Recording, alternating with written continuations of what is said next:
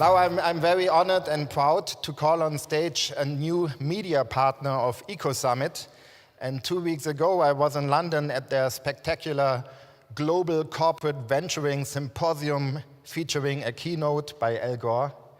This gentleman is called Tim Lafferty, who happens to be the managing director of Global Corporate Venturing, and he will be the moderator of the panel that you are going to introduce yourself. Thank you very much, Tim. Welcome to Ecosummit. Hello. Right. Good morning. Delighted to be moderating this panel today. I think Jan's brought together an interesting group. Maybe not 50 shades of grey, but at least three or four. From one end of the spectrum to the other, we've got Susana Quintana-Plaza from E.ON, who's a corporate venturer, and that's what we're talking about today, is corporate venturing. At the other end of the sofa, Tom Schulz is an entrepreneur who has some interesting perspectives on working with corporates in his experience. He was due to do a pitch, I think, tomorrow, so we may get a short pitch from him, I think, in a moment. No. And then caught between the two, really, are two VCs, Philippe Ringenbach from Electranova and Alexander Schlaepfer from Aster. And I say caught between the two because they're trying to marry the needs of an entrepreneur who's raising money and looking for resources with, they've both got corporates invested in their funds, so they're trying to keep them happy as well as making a return. So going to be interesting to hear their perspective on how you try to keep everybody happy. I'm Tim Lafferty. We publish a magazine called Global Corporate Venturing, and I thought I would just set the scene about corporate venturing to put this in perspective and a sort of helicopter view before we fly a little bit lower down to the people who are actually more closely involved on a day-to-day basis with actually doing it. So we started tracking deals, any rounds involving corporates, about 3 years ago. And at that time, there were about 500 corporate venturing units around the world. Now there are 1,000 3 years later. So it's been growing very quickly. We've tracked about 3,300 deals in that time. And the vast majority of those are in the US, about 2/3, 2,300 or so are in the US. The next country down in terms of volume of deals is the UK. It's done about 180 in that time. And then you've got China with about 140, and then Germany actually is about equal fourth with India at about 125. Cleantech as a sector, and I think Richard made an interesting point that it's not really a sector, it's more of a theme, so it sometimes depends how you classify a deal, but it's typically represented about 10%, although we found that just in the last 12 months or so, the number of clean tech deals involving corporates has fallen quite significantly. 2011 was a pretty good year, 2012 was lower, and 2013 seems to be getting off to quite a slow start as well. In terms of the corporates doing corporate venturing in the clean tech space, every year we publish a ranking of the most influential corporate venturing units, and in the top 5 we have Chevron as number 1. Trying to find my list here. They have a $250 million fund. Then we've got Shell, who have 4 different platforms. ConocoPhillips, they have about 19 people doing this. Total Energy Ventures. Total also has Eco-Mobility Ventures, which we'll be hearing about from Fabienne, I think, a little bit later, which is 4 corporates who are investing in, through a fund in sustainable transport. And then BP, again, they have their own venture arm, but they also have Castrol Innoventures, who are investing in technologies to do with lubricants. And they have a pretty big team, and we had our annual conference a couple of weeks ago, and they sent, I think, 6 people. In Germany, the most active that we've seen over the last 2 or 3 years have been Energy, Siemens, British Gas, GDF Suez, Intel Capital, although I think Intel Capital seems to be turning its spotlight away from Cleantech at the moment, Schneider Electric and DSM, and also there's High-Tech Gründer Fund, which is a state-backed fund but has about 20 corporates investing in it. So they're not really a corporate venture, but have a strong corporate interest. So that's a little bit of the overview of corporate venturing, and what corporate venturing is, in case you don't know, is when a large company takes a minority equity stake in a startup or a small business. So it's minority equity stake. Although there are some gray areas, and they may come out in a moment through our discussion. So I'd like to turn to the panel and just ask each one to say a few words about what your company does and why you're here to talk about corporate venturing. What's your connection? Okay. So I'm Susana Quintana. I'm from E.ON. Many of you know E.ON. It's one of the world's largest privately owned utilities. We are across all areas of the value chain on energy, from generation, where we have invested over 9 billion euros on the last 5 years in renewables, to distribution and retail, where we serve over 35 million customers globally. So in 2010, we have a new CEO, and he set up a new strategy called Clean and Better. And as part of this strategy, he set up a new team called Technology and Innovation. And the Technology and Innovation team looks to find new innovative ways, new business models, new technologies to better serve our business and especially our customers. So as part of these activities, last year, I initiated a venture capital fund that I'm heading for E.ON. And the purpose of this fund is to look for external innovation and companies that have a product that we can bring into E.ON and that we can help to market. We both benefit. We give them the market access, the validation, the brand, and we look to deploy their technologies with our customers or with our infrastructure. Thank you. Alexander? Can you hear me now? Alexander Schlaepfer, partner at Aster Capital. Aster Capital started off as Schneider Electric Ventures that Tim just mentioned when talking about investments in Germany. So we are the former Schneider Electric corporate venture team. We have evolved since 2000 in 2 phases. In the first phase, we've invested from Schneider's balance sheet, and then in 2004 we structured the team and the fund as essentially as a limited partnership, the fund where Schneider was the one investor, and the team in a separate management company that was managing this fund. Then in 2010 we decided to open up the investor base to new investors and essentially become a multi-corporate and much more towards an independent venture capital firm. And so we have Schneider again in our second fund. Schneider committed again money. Alstom joined as a second investor, and then in 2011 the Rodia Solvay Group invested as well in the fund. And most recently, and we were extremely happy about that, the European Investment Fund has joined the investor base. So we have now essentially 3 corporate investors and a financial institutional investor among our investors.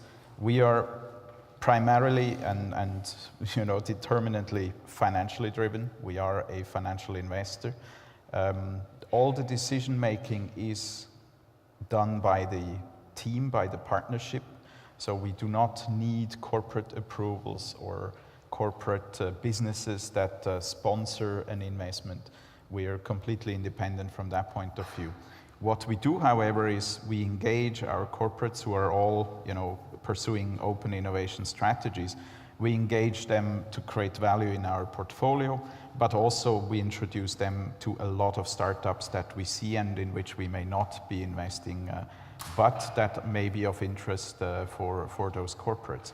So we are, on the one hand, we're focusing on really profitable investments and leveraging our sponsor base to create value in our investments. And in the second, we're providing a platform for the corporates to engage with startup companies to meet them. And we also provide them quite a lot of our insight, of our analysis into the specific markets in which we invest. Thank you. Philippe. Hi, everybody. I'm Philippe Ringenbach. I'm General Manager of EDF Corporate Venture Activity, and as Electranova Capital is our main vessel in corporate venture. I'm also venture partner in Electranova Capital. So EDF, which is one of the French utility, I guess you know it, so I'm not going to present it, but we are, I would say, present all over the value chain of usual utility, and we are present all over the world, even if we have a major focus in Europe. And in 2010, EDF decided to enter again in corporate venture because we had some experience in the past, and we decided to come again because definitely we need to push innovation for our business units. So basically for EDF, the idea was to see what is happening and see what's come from startups which are really here and push innovation in the Cleantech sector more than utilities, we have to say that. So Electranova Capital was created exactly 1 year ago.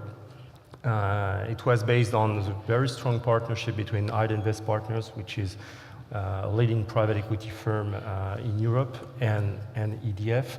So basically what we try to do is it's really a win-win approach.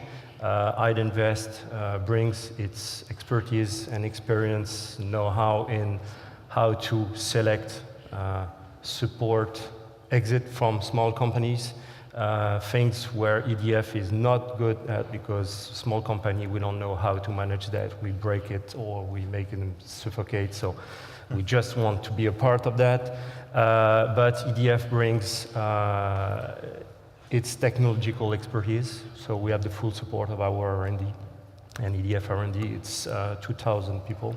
So it's very, very strong and very important for the fund. So technological expertise, that brings money, of course, because they are the major LP in the fund. And they brings workforce, because if you just bring money, you are going to have nothing at all at the end. So they decided also to bring workforce in this approach. And there are a lot of interactions between the fund, the team of the fund, and EDF. There is interaction with the EDF Open Innovation team in the R&D, which is here today, and I think Bernard Scher is going to speak after. So what we provide them is that we share our deal flow. So in the selection process, we share it, and we also have the benefit of their global footprint, because they have guys in the US, they have guys in China. So we really share that deal flow, and this is what is very important for EDF. It's to see what is happening. And we can open doors for business units and try to push partnership with those companies of the portfolio. So the objective is we are like a standard fund, I would say, in terms of objective, because we have really a financial objective. But for EDF, it's also a strategic objective, and with the full support of the business units and the R&D, I think that they will bring something better and have access to innovation. Thank you. I think that's some really important points there about a difference between corporate venturing, maybe traditional VCs, is that strategic element rather than only getting a financial return. So, just want to add that we have two other investors, financial institutions, Allianz and Caisse de Dépôt, the French institution. So we are not really only corporate for EDF. Thank you.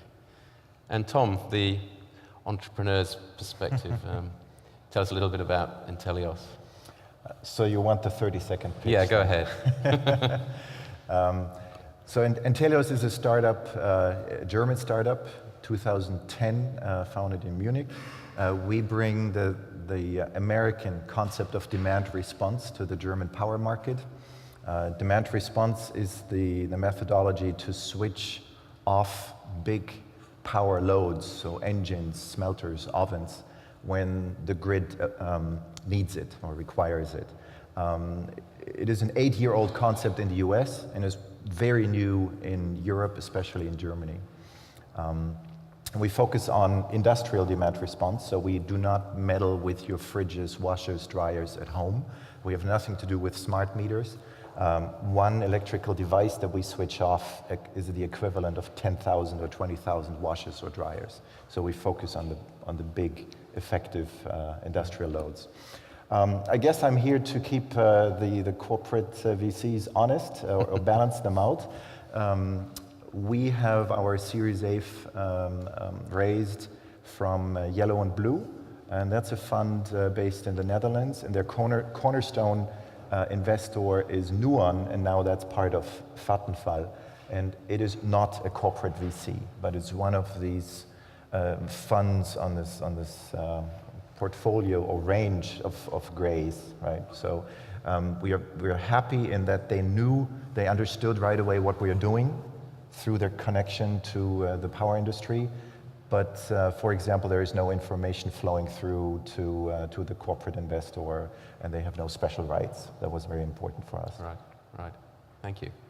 So we have 15 minutes. I've got a few questions for the panel, and there'll be some time for you to answer questions at the end. But what I hope you'll take away from this is a bit more of an understanding, perhaps, about what corporate ventures are looking for, how they go about it, and I'm going to ask for some top tips from the panel about what entrepreneurs should do to best approach investors, particularly corporate VCs.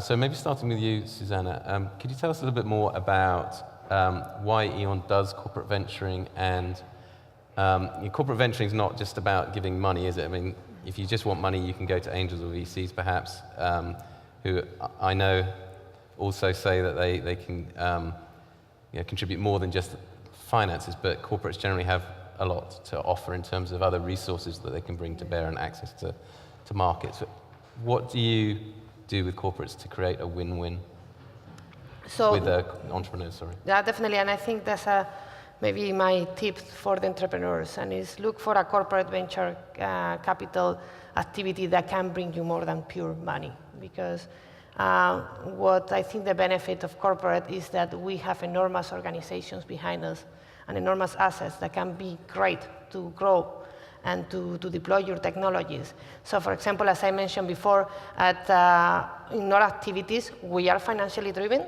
Financial returns are definitely very important for us, but equally important is that we bring innovation into E.ON and we bring new products. And we all know that Cleantech is a bit tougher market for venture capital investments than pure software. Because if you have a great technology, you still need an infrastructure project to deploy it. You still need to access the end customer energy needs or the industrial customer energy needs to deploy your technology. And this is what we are looking at E.ON to provide. Not only the long-term capital for you to grow your venture, but as well the resources for you to access these infrastructure projects, the customers, or these things. And I think what we do, one thing that we're especially proud of is that as part of the organization that I mentioned in technology and innovation that is reporting directly to the board, we have 12 innovation centers that are embedded into the business. So every time we do through the screening of selections of companies, we involve the innovation centers right away to get their buy-in. They're also part of my organization, reporting to the senior vice president altogether. So we work very close together on selecting the companies, on understanding the E.ON needs, understanding the company's needs. And they are also, since they're embedded in the business, have very good relationships with all the key people in the business. So when it's the right time, they bring the business in to explain them the technology, how it works, and what could be the benefit for E.ON. The second thing that I think also is very helpful for us to make sure that we help these companies become bigger and provide more than capital is that all the budget for testing and deploying new products into E.ON are held centrally in our technology and innovation organization. So if a business says, great, but I do not have the budget, I do not have the resources, or I don't want to take the risk, It's no problem. We provide the budget, we may provide the resources, and we take care of the risk. Of course, only for the product introduction, but the purpose is to prove to the business that this is a value product, that this is something they can benefit on, with, of course, the hope that after we have proven to them, the business runs with it. So I think that's the value we may look to bring to these companies. And of course, we think we are increasing the valuation of the company, we think we are increasing the pie, and we want to invest in these companies to participate on the upside as well. What kind of companies are you most interested in? So the top focus areas for this year are in any customer-driven solutions. So ways to engage better with the customer, ways to interact better with the customer, to provide decentralized energy solutions. Then we look at distributed energy devices, at the hardware. This has been our first investments, but we're looking more towards new business models instead of pure hardware. Smart grid is a new area where we are becoming very active, and hopefully we'll have a couple investments this year.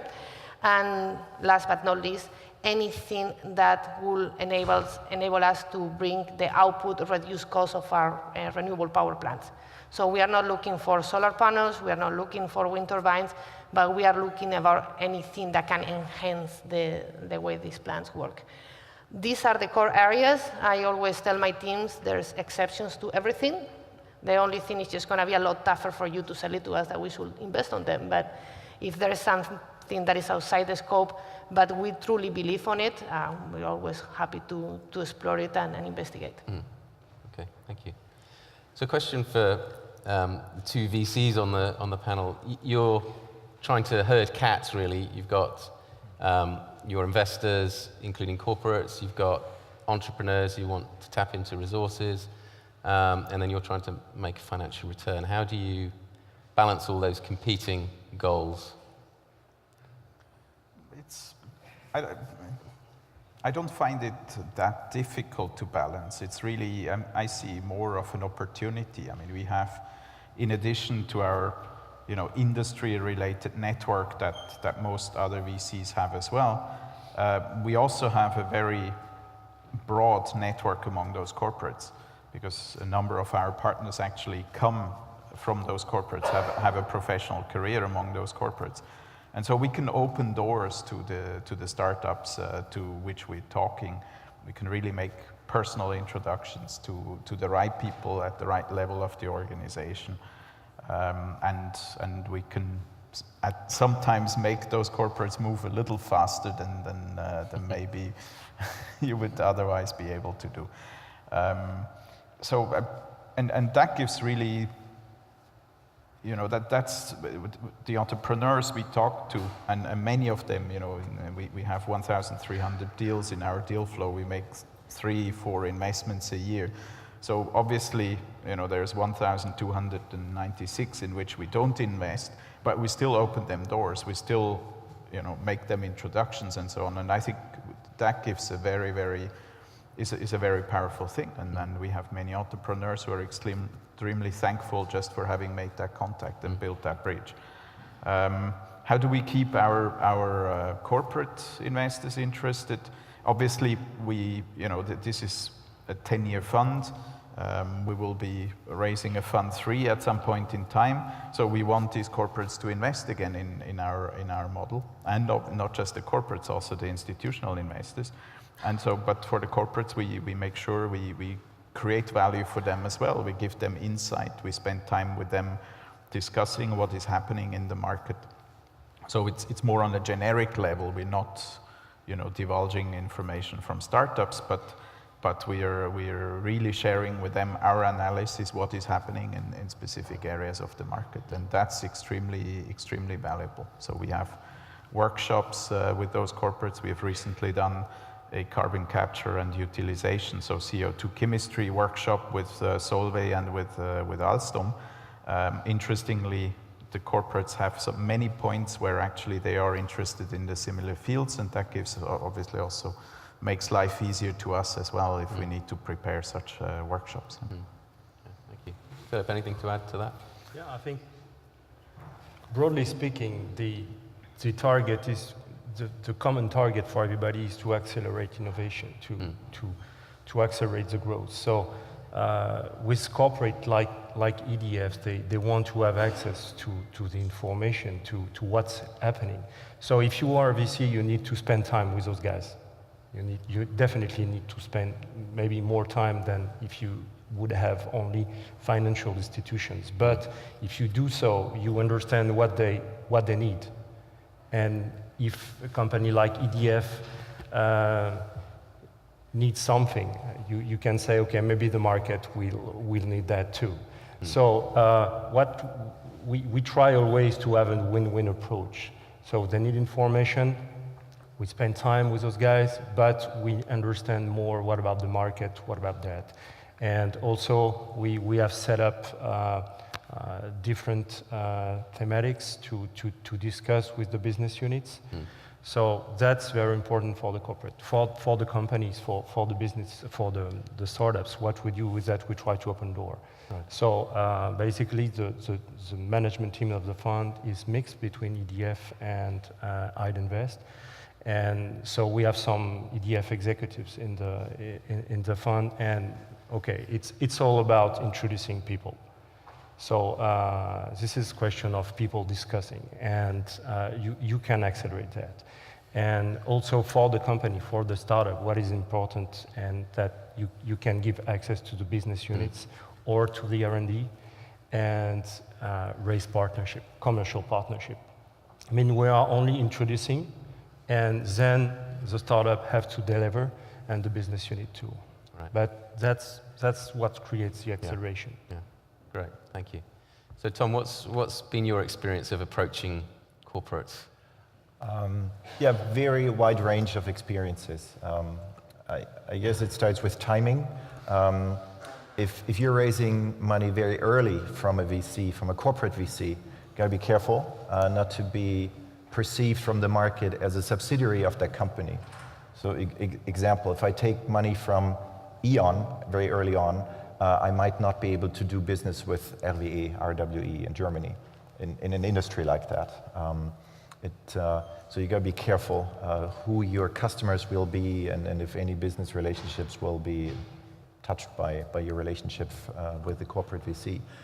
Also, if you're very early and you don't have patent protection, you got to be aware if you share information with that VC that can, in some cases, flow directly into their business units.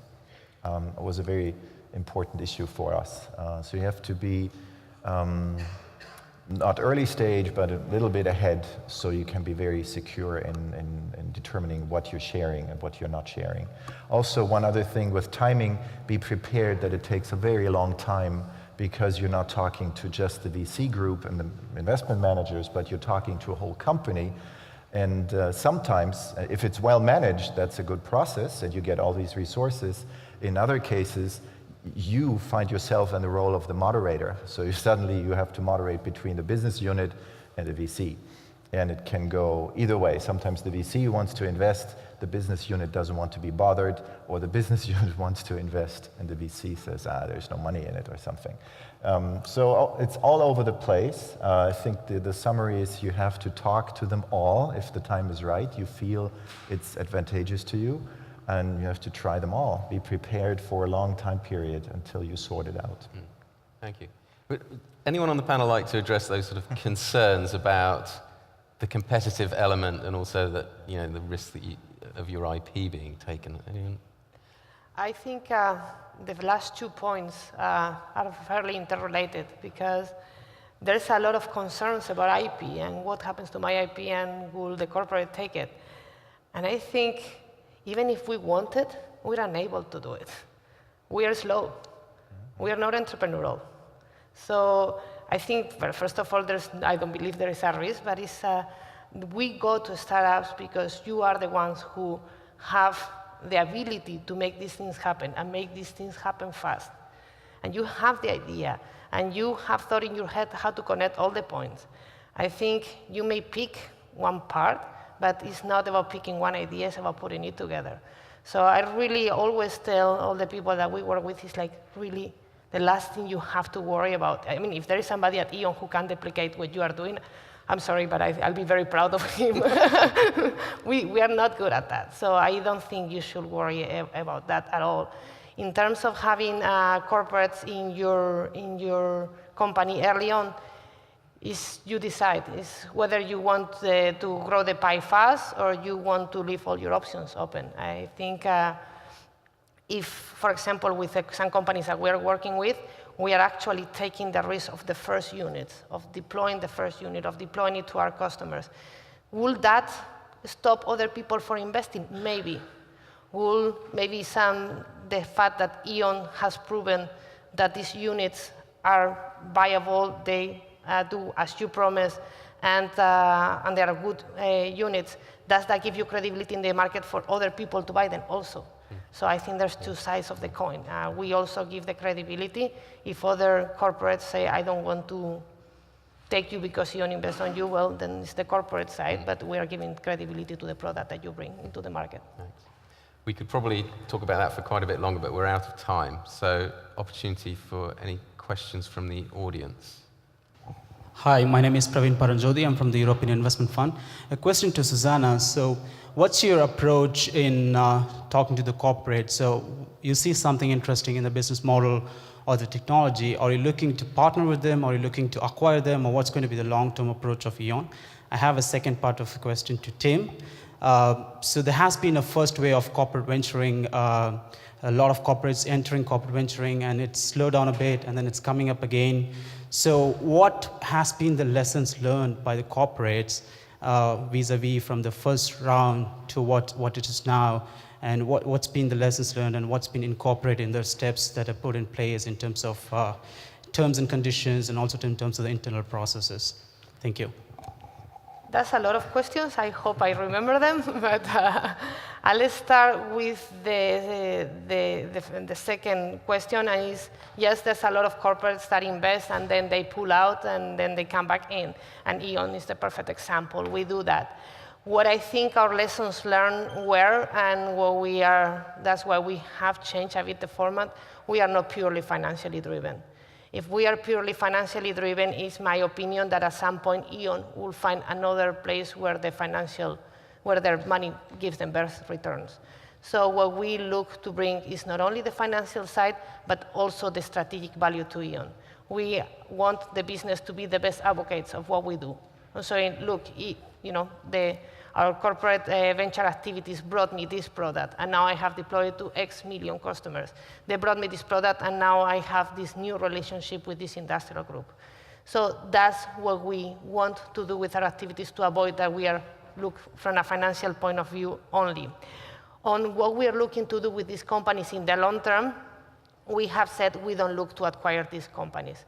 As I said before, entrepreneurs are the best people to deploy these technologies. And I believe the moment that you bring them into the corporation, you suffocate them. Maybe once they are big enough, maybe if there is a very strong connection between E.ON and the corporate, I'm not ruling it out for the future, but I do not believe that's the first step of what we look to do with these companies. And there was another question, but I'm sorry, I forgot. That was to do with what she's looking for when she talks to other corporates, is that right? Yeah, in terms of that question that you asked me about, it depends on who you ask. This is like either the fifth or the sixth wave of corporate venturing. But now there have been companies that have been doing it for 20 years and who got through the sort of 2001 sort of bust. A lot stopped doing it at that point, but the ones that continued learned a lot of lessons, and some of the things that have changed. One of the things that's changed, for example, is there are organizations like ours that are focusing on it and bringing people together, because at one time there was no data, there were no events, so they didn't really know each other, they didn't know what best practice was. There weren't really advisors who were specialized in corporate venturing to the extent there is now. So I think a lot of those lessons have been learned. In fact, we're going to publish a report this year about what has been learned by those that have been doing it for 20 years, how have their business models changed. So we'll be publishing that in the autumn. But it's a good question, thank you. I think we're going to have to call it a day. Thank you very much to the panelists and for you all for listening. Thanks. Thank you.